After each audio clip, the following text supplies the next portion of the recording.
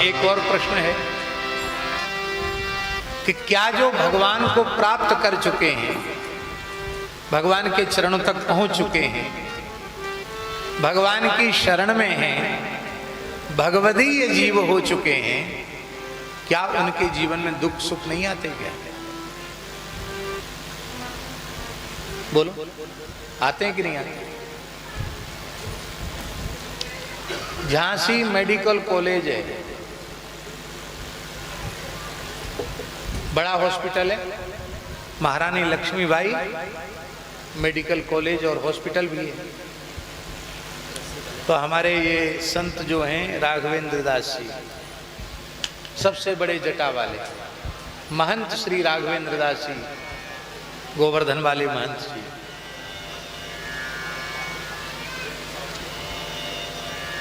इनका स्नोफिलिया का ऑपरेशन था। हम गए थे, महाराज जी ने भेजा था, तो वहां इनका नाक का ऑपरेशन था, हम गए थे। तो वहां के डॉक्टर सब एक दिन इकट्ठे हुए, रविवार का दिन था, और कुछ डॉक्टर अच्छे पढ़े लिखे लोग इकट्ठे हुए, बोले महाराज जी कुछ सत्संग हो जाए। उनका अच्छी बात है। तो कुछ डॉक्टर्स, कुछ माताएं थी, नर्स डॉक्टर वगैरह सब इकट्ठे हो गए। तो हमने ऐसे जैसे आज पटेरिया जी से पूछा, ऐसे हमने पूछा कुछ पूछो। तो एक डॉक्टर ने पूछा, बोले महाराज बड़े से बड़े महात्मा हॉस्पिटल में आते हैं, किसी का हाथ टूट गया, किसी का पांव टूट गया, किसी के पेट का ऑपरेशन, किसी का हार्ट का ऑपरेशन, किसी के लीवर में खराबी, किसी की किडनी में खराबी। तो हमें ये समझ में नहीं आता कि धर्म और ईश्वर को मानने से क्या फायदा है। भाई भगवान का भजन करने वालों को बीमारी ना हो, हाली बीमारी ना हो, उनको तकलीफ ना हो, डॉक्टरों के पास ना आना पड़े, तब तो कुछ समझ में आवे। लेकिन हमको लगता है कि जैसे संसार के साधारण लोग आदि व्याधि से ग्रसित होते हैं, ऐसे ही आप संत लोग भी व्याधि से ग्रसित होते हैं, और आपको भी यहीं आना पड़ता है।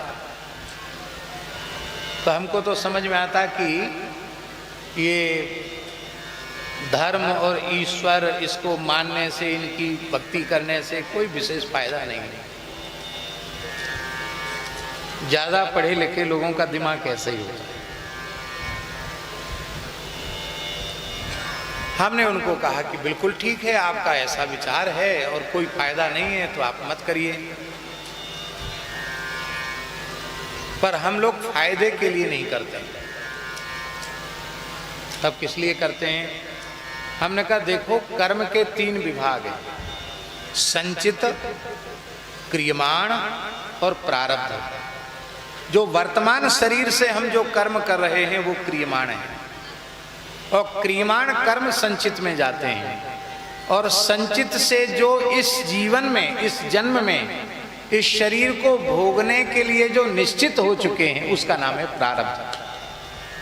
तो जब जीव भगवान की शरण ईमानदारी से चला जाता है तो उसके अनंत अनंत जन्मों के संचित पाप नष्ट हो जाते हैं। अरबों खरबों जन्म का जो संचित भंडार है वो तत्काल जलकर भस्म हो जाता है। इसी को भगवान ने कहा, सन्मुख होए जीव मोहि जगहि, सन्मुख होए जीव मोहि जगहि, जन्म कोटि अघनासहि तब, जन्म कोटि अघनासहि तब।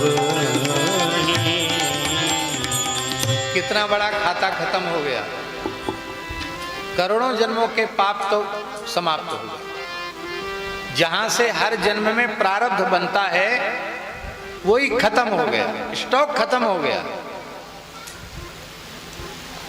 अब ये कहां से जाता है? क्रियमाण कर्म ही संचित में जाते हैं। अब रहा कौन? क्रियमाण। जो इस शरीर में, इस जीवन में हम करते हैं उसको क्या कहते हैं? क्रियमाण। अब तक तो जो क्रियमाण कर्म करते थे हम अपने निजी स्वार्थ की पूर्ति के लिए करते थे, अपने लाभ का विचार करके करते थे, आग्रह दुराग्रह से ग्रसित होकर करते थे, कभी किसी को नीचा दिखाने के लिए भी करते थे। लेकिन अब हम जब भगवान की शरण में हो गए तो हम जो कुछ करेंगे वो भगवान की प्रसन्नता के लिए करेंगे। जब भगवान की प्रसन्नता के लिए करेंगे तो ऊट पटांग काम तो स्वप्न में भी हमसे नहीं होगा। जब भगवान की प्रसन्नता के लिए करेंगे तो बुरा काम कैसे होगा? अच्छा ही काम होगा। और करने के बाद फिर उसका पुण्य हम अपने पास नहीं रखेंगे। श्री सीता रामचंद्रार्पणमस्तु, श्री राधा कृष्णार्पणमस्तु, श्री लक्ष्मी नारायणार्पणमस्तु, अथवा तत्सत ब्रह्मार्पणमस्तु, शिवार्पणमस्तु। जो भी आपके इष्ट हैं उनके चरणों में आपने समर्पित कर दिया। ध्यान में आई बात? संचित तो समाप्त हो गया और क्रियमाण संचित में गया। अब द्वारा संचित बनने वाला है नहीं, क्योंकि क्रियमाण तो भगवान के चरणों में समर्पित हो गया। अब बचा क्या? अब केवल प्रारब्ध बचा, और वो प्रारब्ध का संबंध केवल इस शरीर से है। और ये शरीर सदा रहने वाला है क्या? किसी का रहा क्या? अब हमने 55-56 वर्ष का प्रारब्ध भोग लिया तो इसके बाद 55-56 मिनट भी जीवित रहेंगे, कोई ठिकाना तो है नहीं। कोई निश्चय पूर्वक नहीं कह सकता है कि हम और कितना रहेंगे। कितने लोग बैठे, कोई कह सकता छाती पर हाथ धर के? लोग कहते हैं अवई तो हमसे मिलके गए, अच्छे भले थे, का होगा?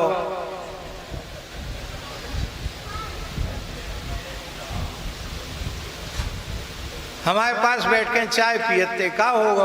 का होगा? गए, समय पूरा होगा, का होगा? हुक्म भया कोई रहन न पावे, वहां से हुक्म हो जाएगा तो आप ये नहीं कह सकते कि हमने श्वास ले ली है अब हम छोड़ दें।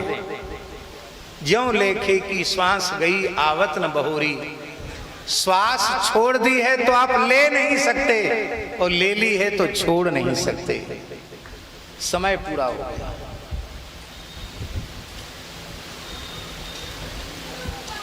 बहुत ध्यान से सुने, बड़ी गंभीर बात कह रहे हैं। आप लोग कहेंगे कि चलो संचित समाप्त हो गया, क्रियमाण का बंधन नहीं रहा, क्रियमाण भगवान के चरणों में निवेदित हो गया, अब रहा केवल प्रारब्ध। तो प्रारब्ध के अनुसार सुख दुख का अनुभव तो होता है, तो फिर हमारा कल्याण नहीं हुआ। क्योंकि आपने अभी अभी बताया कि जिस अवस्था में पहुंचने के बाद न सुख रह जाए और न दुख रह जाए, उस अवस्था का नाम कल्याण है। तो वो तो हुआ नहीं। तब बहुत ध्यान से सुनिए, सुख दुख नाम की कोई वस्तु है नहीं।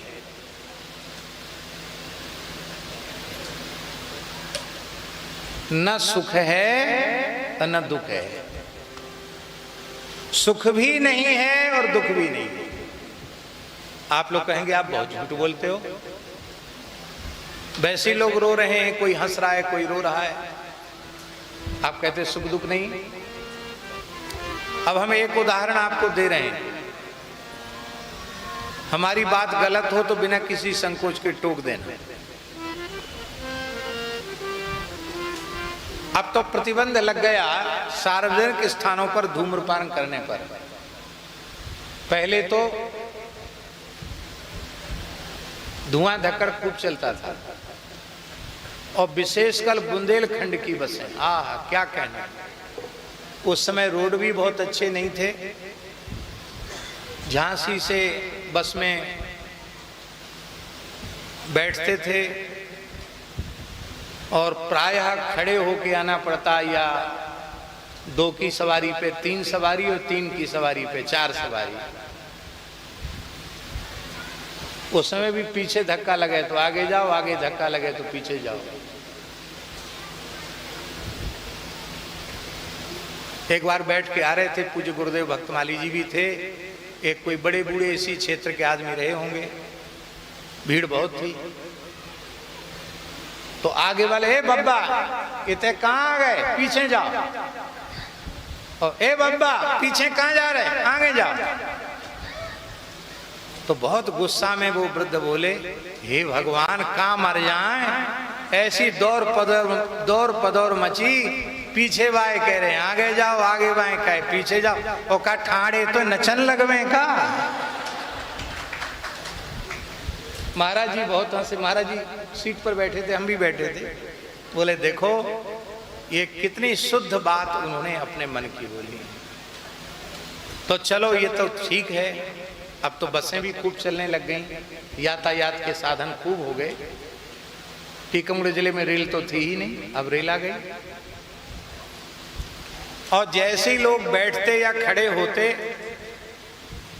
तुरंत उन्होंने बिंडल निकाला, बीड़ी मुंह में रखी, और भगवान जाने क्या चमत्कार, उनको हम लोग आरती करते हैं, नेक हवा चले तो बत्ती नहीं जला पाते, तो वो खिड़की की हवा के पास बैठकर यूं हाथ मुद्रा बनाते, तुरंत बीड़ी सुलगा लेते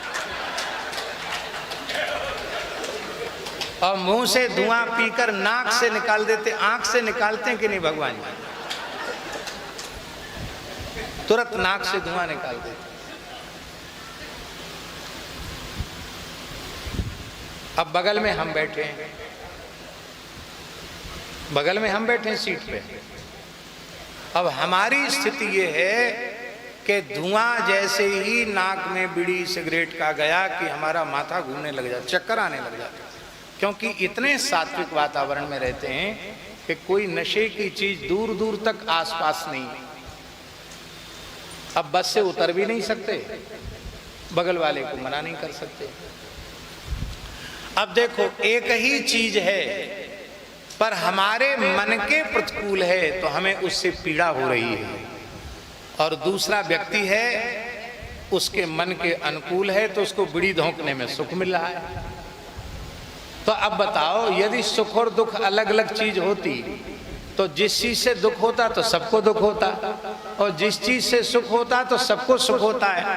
एक व्यक्ति ने उसे अपने मन के अनुकूल मान लिया, उसको सुख हो गया, और जिसने अपने मन के प्रतिकूल मान लिया उसे दुख हो गया। इसका मतलब है न सुख है न दुख है, ये दोनों हमारे मन की कल्पना है। मन जिसको अनुकूल मानता है वो सुख, और मन जिसे प्रतिकूल मानता है वो दुख। अब दूसरा